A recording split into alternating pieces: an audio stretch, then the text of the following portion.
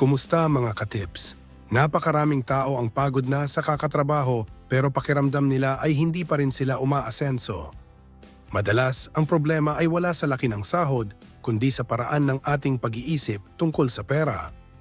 Sa videong ito, hihimayin natin ang 5 mahahalagang aral na magbabago sa iyong financial life para hindi ka na laging gipit sa petsa de peligro.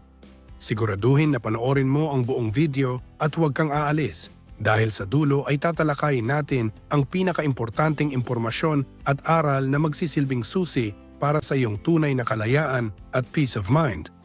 Bago natin simulan, paki-like naman ng video nating ito dahil malaking tulong na po yan sa mga content creator na kagaya namin.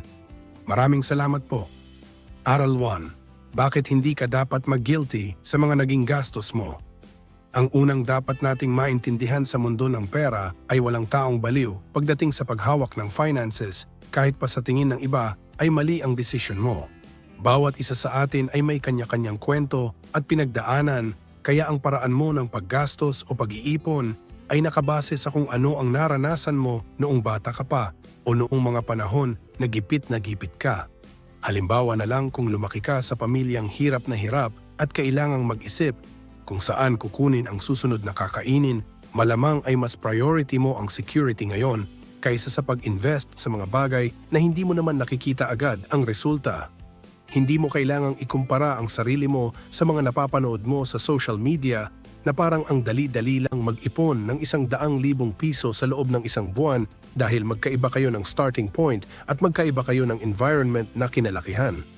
Ang totoo niyan, lahat tayo ay gumagawa lang ng desisyon base sa impormasyong meron tayo at sa damdamin natin sa kasalukuyan, kaya wag mong isipin na failure ka agad kung sa tingin mo ay nahuhuli ka na kumpara sa iba nating mga kababayan.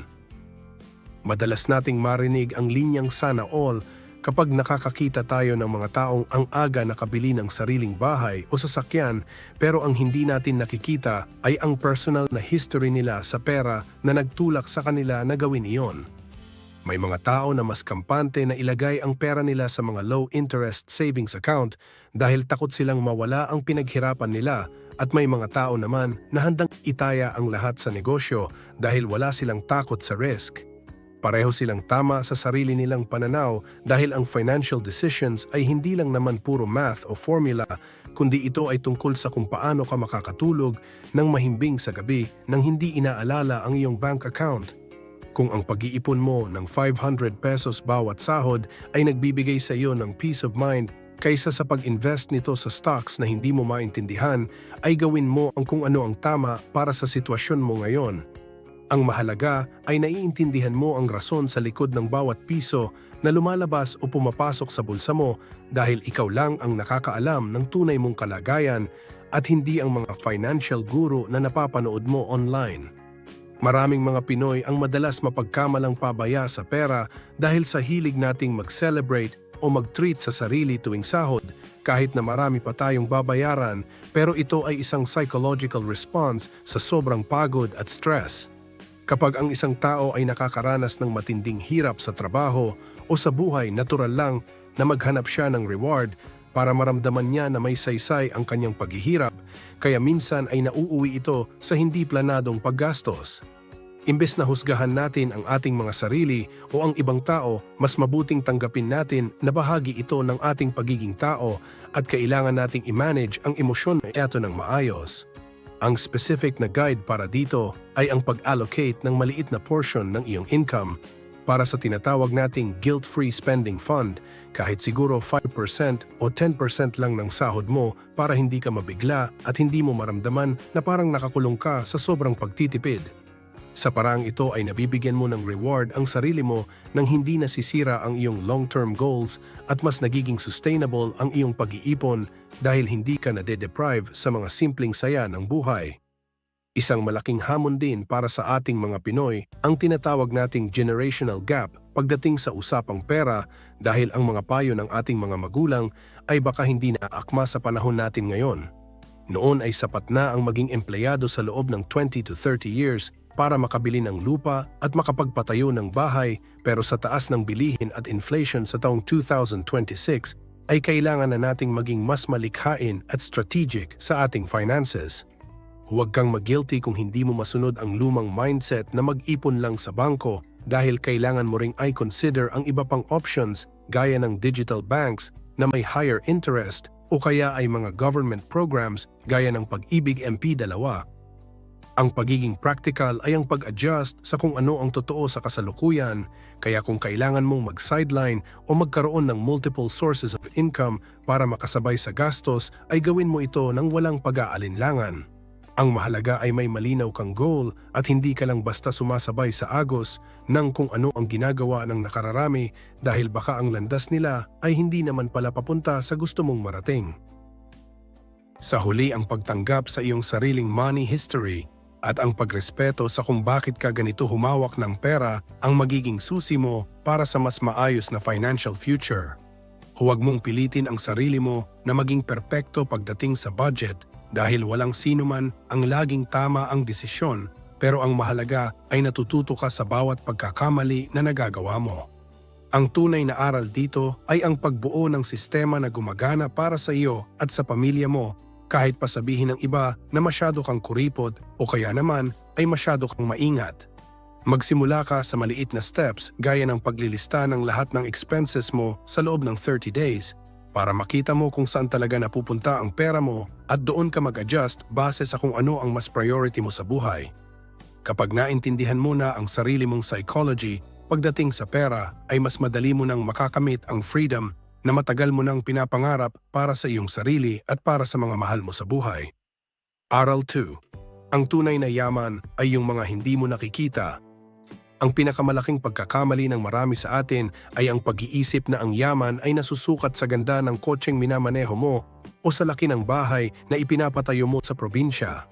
Sa totoo lang, ang yaman o wealth ay ang mga assets na hindi pa nagagastos o hindi pa naipagpapalit sa mga material na bagay na mabilis namang bumababa ang value. Kapag nakakita ka ng isang tao na nagmamaneho ng sasakyan na nagkakahalaga ng 1,500,000 pesos, ang tanging sigurado ka lang na impormasyon ay nabawasan ang pera niya ng amount na iyon o kaya naman ay may utang siya na kailangang bayaran buwan-buwan. Ang tunay na mayaman ay yung mga taong may malaking ipon sa bangko o investments na hindi mo naman nakikita sa kanilang panlabas na anyo dahil pinili nilang itago ang kanilang purchasing power para sa mas mahahalagang bagay sa hinaharap.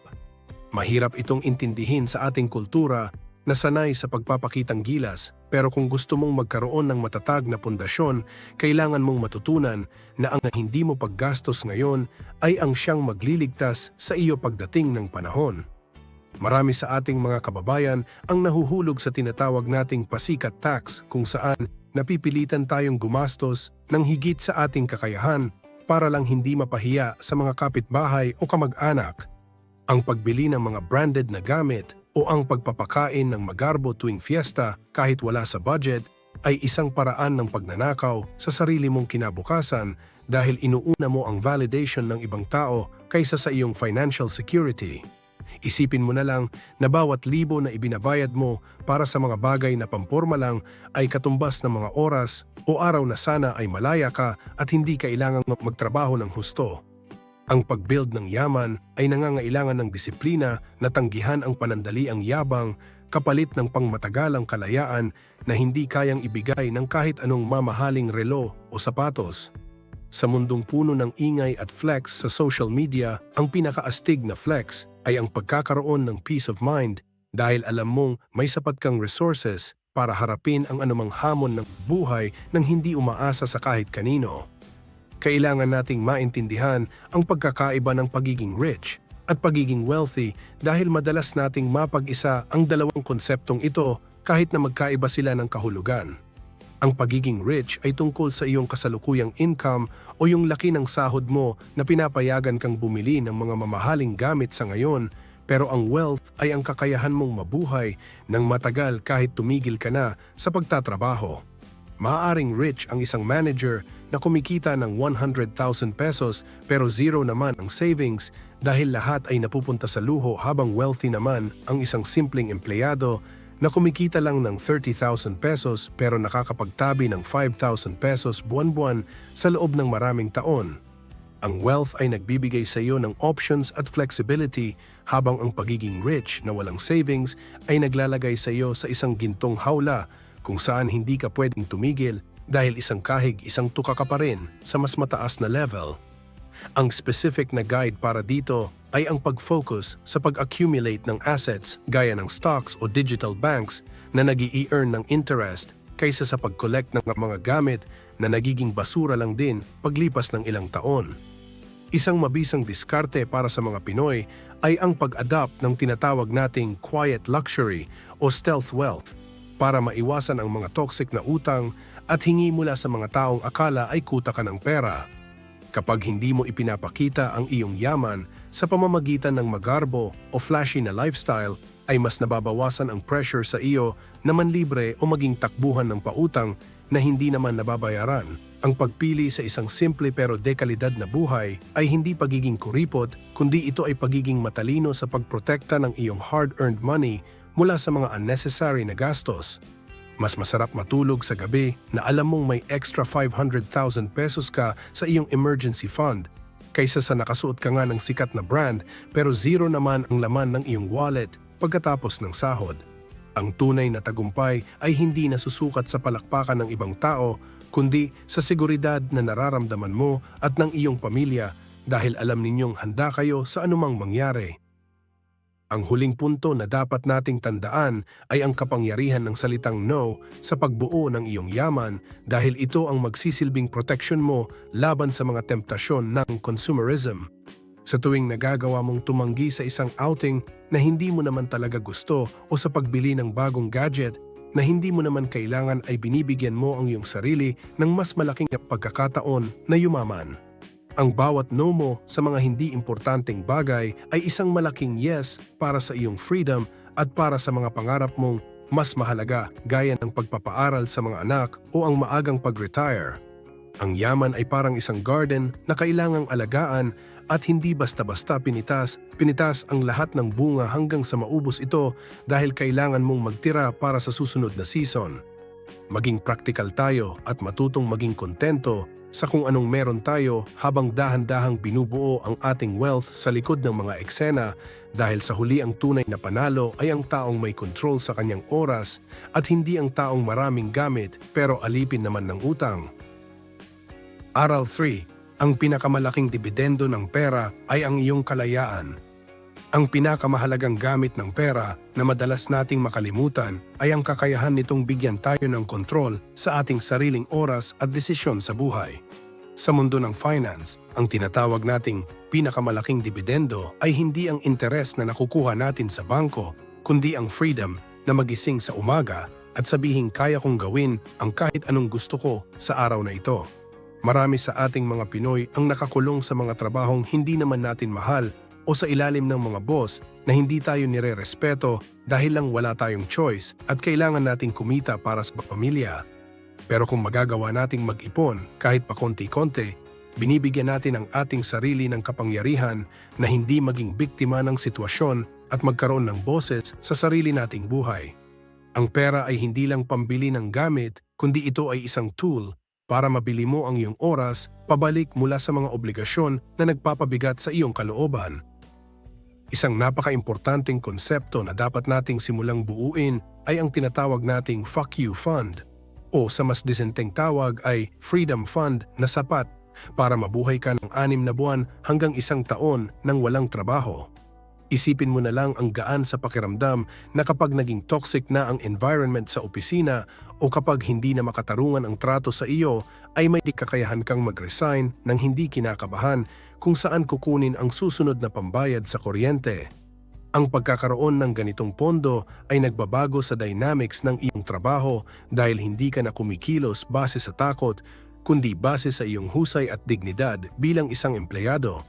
Para sa ating mga ka-tips, ang specific actionable guide dito ay ang pagtatabi ng kahit 10% hanggang 20% ng iyong income bawat buwan hanggang sa mabuo mo ang amount na katumbas ng 6 months ng iyong basic expenses. Ang pondong ito ay hindi para gastusin sa luho, kundi ito ang iyong insurance para sa iyong mental health at para sa iyong karapatang makapili ng mas mabuting landas sa buhay. Sa pag-abot natin ng tagumpay, kailangan din nating matutunan kung kailan sulit na gumastos para makatipid ng oras dahil ang oras ay ang tanging resource na hindi na natin mababawi kapag lumipas na.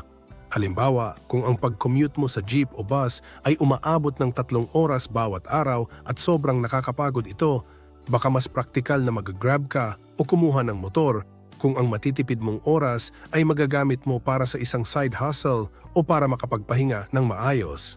Ang pagbili ng oras ay isang investment sa iyong productivity at sa iyong long-term health dahil ang taong sobrang pagod ay madalas na nakakagawa ng maling desisyon sa pera. Huwag kang manghinayang na magbayad para sa convenience kung ang kapalit naman nito ay ang kakayahan mong mag-focus sa mga bagay na mas malaki ang balik sa iyo sa hinaharap. Ang pagiging matalino sa pera ay ang pag-alam kung kailan dapat magtipid at kung kailan dapat gamitin ang pera para maging mas epesyente at mas masaya ang iyong araw-araw na pamumuhay. Ang pagkakaroon ng flexibility sa buhay ay isang malaking advantage, lalo na sa panahon ngayon na mabilis magbago ang takbo ng ekonomiya at laganap ang mga biglaang layoffs sa iba-ibang industriya. Ang taong may ipon at walang masyadong utang ay mas madaling makaka-adjust kapag nagkaroon ng krisis dahil hindi siya pilit na kukuha ng kahit anong trabaho na mababa ang sahod dahil lang sa desperasyon. Ang flexibility na ito ay nagbibigay sa iyo ng edge para makapaghintay ng tamang opportunity na talagang magpapalago sa iyong career at sa iyong pagkatao sa halip na ma-stuck ka sa isang dead-end job. Sa ating kultura na madalas ay saktuhan lang ang budget, ang pagiging flexible ay isang luxury na dapat nating paghirapan dahil ito ang magliligtas sa atin sa mga panahon ng kagipitan. Ugaliin nating maging handa at huwag i-stretch ang ating finances sa maximum point para laging may room for adjustments kapag ang buhay ay nagbigay sa atin ng mga hindi inaasahang pagsubok. Sa huli, ang tunay na definition ng pag-retire ay hindi ang pagtanda hanggang 60 years old, kundi ang pagkakaroon ng sapat na assets para hindi mo na kailangang magtrabaho para sa pera kung ayaw mo na. Maaari kang maging retired sa edad na 35 o 40 kung ang lifestyle mo ay simple at ang iyong passive income ay sapat na para sa iyong mga pangangailangan nang hindi ka umaasa sa isang kumpanya. Ang pinakamagandang pakiramdam sa mundo ay ang paggawa ng isang bagay dahil gusto mo ito at hindi dahil kailangan mong gawin ito para lang mabuhay. Ang tunay na kayamanan ay ang pagkakaroon ng kapayapaan habang nagkakape ka sa hapon nang walang iniisip na deadline o utang na kailangang habulin bago matapos ang buwan. Magsimula tayo ngayon na pahalagahan ang ating kalayaan ng higit sa kahit anong material na bagay dahil sa huli, ang pinakamasarap na investment ay ang pag-aari mo sa iyong sariling oras. Aral 4. Pagiging mayaman laban sa pagpanatili ng iyong yaman. Ang pagiging mayaman at ang pagpapanatili ng yaman ay dalawang magkaibang skills na kailangang matutunan ng bawat Pilipino para hindi tayo mabaon sa siklo ng utang. Ang pagiging mayaman ay madalas na nakukuha sa pamamagitan ng pagkuha ng risks, pagiging masipag at pagkakaroon ng lakas ng loob na sumubok ng mga bagong oportunidad o negosyo. Pero ang pagpapanatili ng yaman ay nangangailangan ng kabaligtaran nito. Ito ay ang pagpapakumbaba at ang pagtanggap na ang lahat ng kinita mo ay pwedeng mawala sa isang iglap kung hindi ka mag-iingat. Kailangan mong magkaroon ng survival mindset kung saan kahit gaano pa kalaki ang kinikita mo ngayon ay iniisip mo pa rin ang mga posibleng krisis na darating sa hinaharap. Huwag maging kampante sa iisang source of income lamang dahil sa bilis ng takbo ng mundo sa taong 2026 ay walang kasiguraduhan ang kahit anong trabaho o negosyo. Isang napakahalagang konsepto na dapat nating tandaan ay ang pagkakaroon ng room for error o ang tinatawag nating margin of safety sa ating mga plano. Ang buhay ay puno ng mga hindi inaasahang pangyayari gaya ng pagkakasakit ng isang kamag-anak, bigla ang pagkakasira ng bahay o pagkawala ng kliyente, kaya hindi dapat naka-invest ang 100% ng pera mo sa mga risky na bagay. Palaging mag-iwan ng cash na madaling makuha para sa mga emergency dahil ito ang magsisilbing shock absorber mo para hindi ka mapilitang ibenta ang iyong mga investments sa panahong bagsak ang presyo. Ang pagkakaroon ng margin of safety ay hindi pagiging nega o pessimistic kundi ito ay pagiging practical na tao na handa sa katotohanan na hindi laging pabor sa atin ang kapalaran. Ang specific na guide para dito ay siguraduhin ang iyong monthly amortizations at utang ay hindi lalampas sa 30% ng iyong take-home pay para may sapat ka pang hingahan kapag may dumating na bagyong pinansyal. Sa panahon ng internet, napakaraming mga get-rich-quick schemes na kumakalat at nangangako ng mabilis na pagyaman nang walang ginagawa, pero ang pag-iwas sa mga ito ang 50% ng laban sa pagpapanatili ng iyong yaman.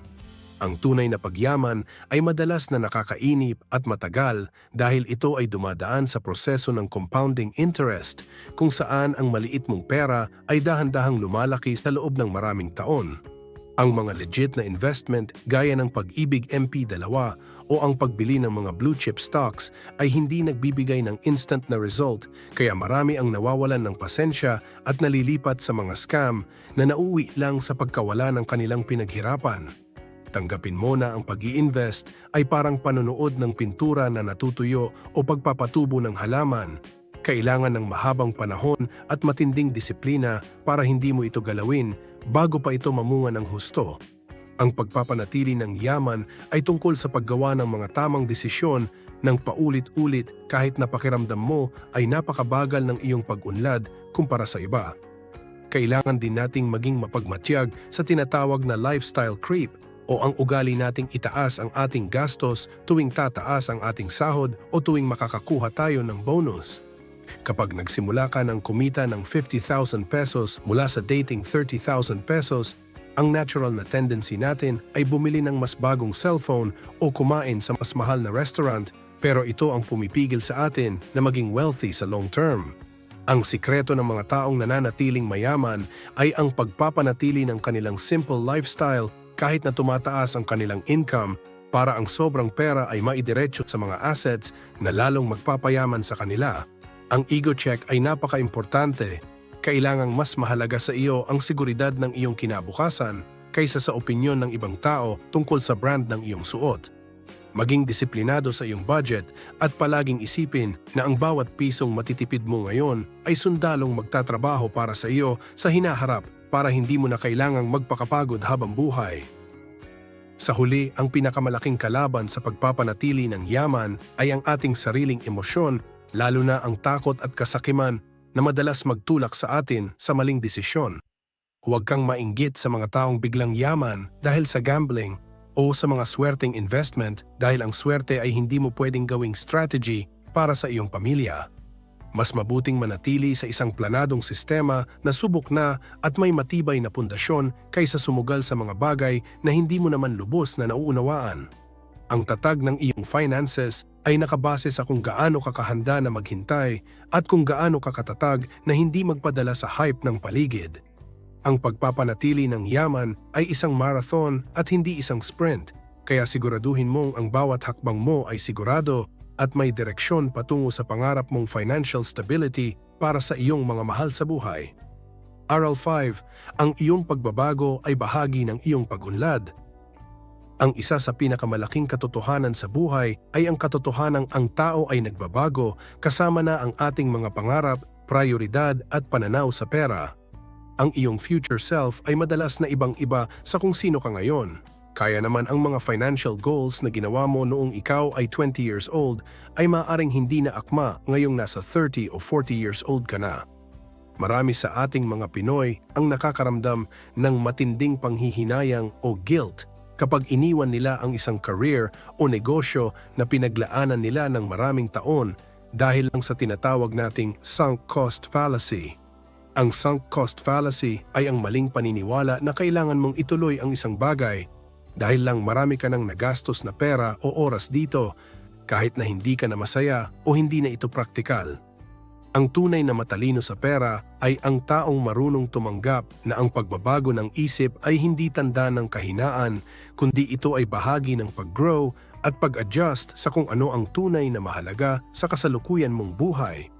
Sa pagpaplano para sa hinaharap, iwasan natin ang paggawa ng mga extreme financial plans na maaaring maging dahilan ng ating pagkapagod o burnout sa kalaunan. Halimbawa, ang sobrang pagtitipid kung saan hindi ka na kumakain ng maayos o wala ka na ring social life para lang makapag-ipon ay madalas na humahantong sa matinding gastos kapag ikaw ay biglang na-stress at bumawi sa tinatawag nating revenge spending. Sa kabilang banda, ang sobrang paggastos naman ngayon dahil sa kaisipang you only live once ay magdadala sa iyo sa isang mahirap na sitwasyon pagtanda mo kung saan wala ka ng lakas magtrabaho pero wala ring ipon. Ang pinakamagandang diskarte para sa ating mga katips ay ang paghahanap ng middle ground o yung sapat lang na balanse sa pagitan ng pag-e-enjoy sa iyong pinaghirapan ngayon at ang paghahanda para sa iyong kinabukasan. Ang specific actionable guide dito ay ang regular na pag-review ng iyong budget bawat 6 months para makita kung ang iyong lifestyle at goals ay tugma pa rin sa iyong nararamdaman at sa sitwasyon ng iyong pamilya. Habang tumatanda tayo, normal lang na mag-update ng ating mga mithin. Lalo na kapag nagbago na ang ating status, gaya ng pagkakaroon ng sariling pamilya o ang planong paglipat ng tirahan o pagtatrabaho sa ibang bansa. Huwag mong ikulong ang sarili mo sa isang planong binuo mo noong single ka pa dahil ang responsibilidad at pangarap mo ngayon ay nangangailangan ng panibagong financial strategy. Kung dati ay okay lang sa iyo ang kumuha ng mataas na risk sa investment, baka ngayon ay mas kailangan mo na ng security at liquidity para sa pag-aaral ng iyong mga anak o para sa health insurance ng iyong mga magulang. Ang pagiging flexible sa iyong financial roadmap ay magbibigay sa iyo ng kapayapaan dahil alam mong ang iyong pera ay sumusunod sa agos ng iyong buhay at hindi mo pinipilit ang sarili mo sa isang direksyon na hindi mo na naman pala gusto. Ang mahalaga ay mayroon kang malinaw na sistema pero bukas ka rin sa mga adjustments na magpapasaya at magpapatatag sa iyong kinabukasan. Napaka-importante rin na matutunan nating patawarin ang ating past self sa mga maling desisyon na nagawa natin pagdating sa pera noong tayo ay bata pa o noong wala pa tayong alam. Lahat tayo ay may mga nabiling gamit na hindi naman pala natin kailangan o mga investment na nauwi sa wala pero imbes na sisihin ang sarili ay ituring mo itong tuition fee sa paaralan ng buhay. Ang mga pagkakamaling iyon ang nagbigay sa iyo ng karunungan para maging mas maingat at mas matalino sa paghawak ng iyong kinikita sa kasalukuyan sa taong 2026. Huwag mong hayaan na ang mga multo ng iyong nakaraan ang pumigil sa iyo na magsimulang muli at bumuo ng mas maayos na financial habits ngayon. Ang bawat araw ay isang pagkakataon para maging mas mabuting version ng iyong sarili at ang pagtanggap sa iyong nakaraan ay ang unang hakbang para makapokus ka sa pagpapalago ng iyong yaman at kaligayahan. Sa huli, tandaan natin na ang consistency ay laging mas panalo kaysa sa intensity pagdating sa pag-abot ng ating mga pangarap. Mas mabuti ang nag-iipon ng 1,000 pesos bawat buwan ng tuloy-tuloy sa loob ng 10 taon kaysa sa taong biglang nag-ipon ng 50,000 piso pero isang beses lang naman ginawa sa loob ng 5 taon dahil sa bugso ng damdamin. Ang maliliit na aksyon na ginagawa mo araw-araw gaya ng pag-iwas sa unnecessary delivery o ang pagpili sa mas murang option ay mag-iipon-ipon at magiging isang malaking tagumpay pagdating ng panahon. Ang iyong future self ay magpapasalamat sa iyo dahil hindi ka sumuko at nanatili kang tapat sa iyong proseso kahit gaano pa kaliit ang iyong nasisimulan sa ngayon. Maging matiyaga, maging mapagpatawad sa sarili at laging piliin ang landas na magbibigay sa iyo ng tunay na kalayaan at peace of mind sa mahabang panahon. Bilang pagtatapos, mga ka-tips, laging tandaan na ang pagyaman ay hindi isang karera, kundi isang paglalakbay na nangangailangan ng tamang mindset at matinding disiplina. Ang pera ay isa lamang kasangkapan o tool upang mabili mo ang iyong kalayaan at oras para sa mga bagay na tunay na mahalaga sa iyong buhay. Huwag kang mabulag sa kinang ng mga material na bagay na nakikita ng iba. Sa halip, mag-focus ka sa pagbuo ng yaman na magbibigay sa iyo ng seguridad at kapayapaan sa mahabang panahon. Tanggapin mo na ang pagkakamali sa nakaraan ay bahagi ng iyong pag-unlad at ang mahalaga ay ang mga desisyon na gagawin mo simula ngayong araw. Maging consistent ka sa iyong pag-iipon at pag-i-invest kahit gaano pa ito kaliit sa simula. Sa huli, ang tunay na panalo ay ang taong may control sa sariling oras at may sapat na resources para protektahan ang kanyang pamilya sa anumang hamon ng buhay. Kaya simulan na nating maging wise sa pera para sa mas maginhawang bukas. Paki-like ang videong ito kung nagustuhan ninyo, mag-comment sa baba kung ano ang natutunan nyo dito, at para sa mga iba pang content like this, mag-subscribe kayo sa ating YouTube channel, ang Tips in Life. Maraming salamat. Disclaimer: ang lahat ng impormasyon na ibinahagi dito ay para sa edukasyon at inspirasyon lamang. Ito ay hindi financial advice.